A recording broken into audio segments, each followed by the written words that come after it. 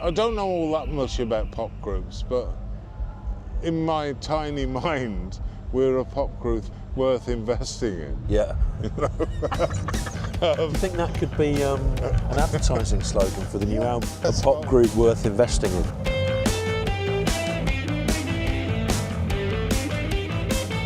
Ladies and gentlemen, would you please welcome the director and writer of King Rocker, Michael Cumming and Stewart Lee.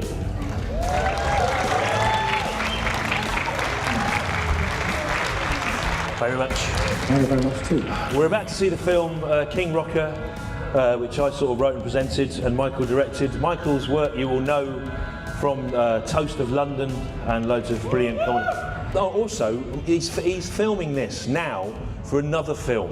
Imagine that. So if you've ever wondered what the filmmaking process looks like, it can look like this, but it normally doesn't. I think the film kind of gathered momentum in lockdown, partly because it was a film of people doing stuff in places, and everyone was trapped in their houses and watched it and went, oh yeah, that's what it's like going out and doing stuff. Yeah, I'm aware that you eventually thought it was a feel-good movie. Yeah, I did. It's like, look at those people in the pub. Yeah, well, and also about that group of people over the years that have been around you making music, sort of staying together and supporting each other. It had a kind of almost like this, what you talk about, the current Nightingales, been this family. This lineup's been together longer than any of them, hasn't it?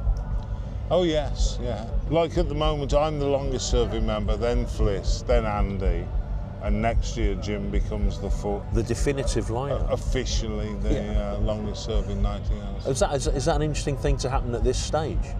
It was something at some stage where I thought I'd like that to happen. Yeah. Well, since we made the film, the group, the Nightingales, that are one of the important post-punk bands, have managed to probably sort of quadruple their audience and get asked to do festivals. And also, when anyone comes to write about important artists from that period, they'd now be included where previously they were sort of forgotten. It was 2018 that we started making the film about the Nightingales, King Rocker, and now, 6 years later, you've just done the coveted midday Saturday Legends slot at the Green Man Festival. In fact, the inaugural group of that. We're the Nightingales. Thanks for coming down early. And you've got an album coming out on Fire, which is probably the biggest label you've been on for a while. How do you feel about the last 6 years? The film was good, wasn't it? Because even though there was a couple of years when nothing happened, the film made it look like something was happening. And we spent about 2 years doing it. The idea was that we would then do a cinema tour to try and recoup the money, having used crowdfunding and some help from Fire Records. Then the lockdown came, I don't know if you remember that, and we couldn't do anything with it, and it went out on Sky Arts, and now it has this strange secondary half-life where we keep being asked to do it in other places. What's been the creative process leading up to this album then, and how's it differed over 45 years? Wow. Okay, well, I don't know, because ultimately I write the words, really. And I kind of, I direct the music, but I don't write much of the music, really. Yeah. If one of you comes in on time and the other one's late, it'll look and sound shite. Yes, true. So at this stage in the game, I know that we're making a promo for the release of the record. That's what this is now. Yeah, I know. Yeah, that's what this is now. Yeah. Yeah. This is the oddest piece of promotional material for a record. well, we're the oddest band. It's just total Robert Lloyd pretension. But yeah, of course it sounds like Nietzsche, because I'm the Nietzsche of rock and roll.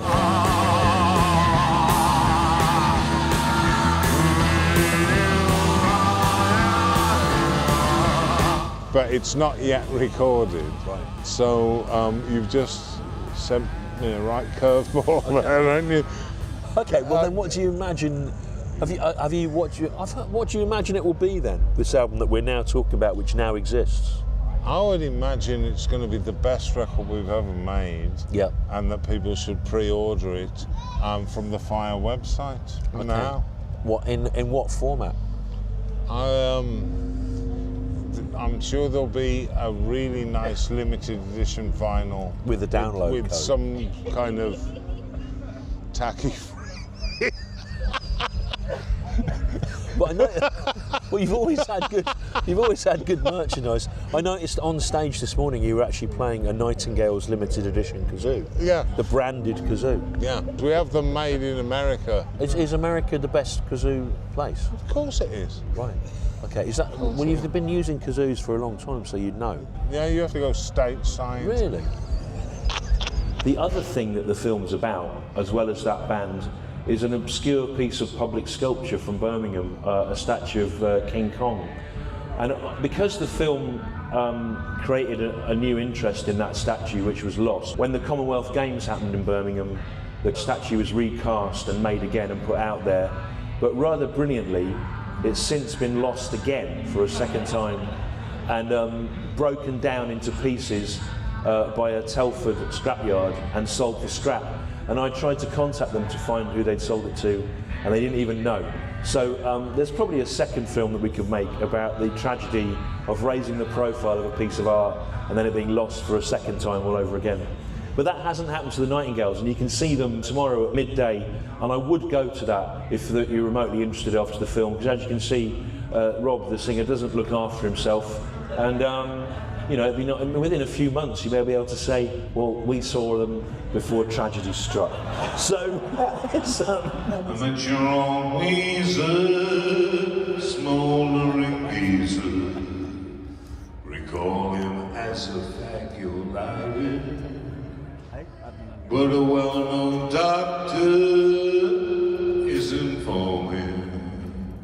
Be careful what you put in writing. It was great seeing Well Done Underdog done to that many people a cappella in that tent this morning. You do really hold the attention of the audience, though. I've really noticed it. I mean, there's a lot of people in there this morning who will never have seen anything like that. Before I came on tour, I had my ears and nose waxed. Oh yeah, yeah. Were you worried about how things will show up on the big screens then? Is that what you're thinking about? Of course I wasn't thinking about the big screen. Well, why have it done at all then? It seems like an act of vanity. Well, you've met my wife. She's a very attractive woman. Yeah. She doesn't want to go to bed with a man with big hairy ears.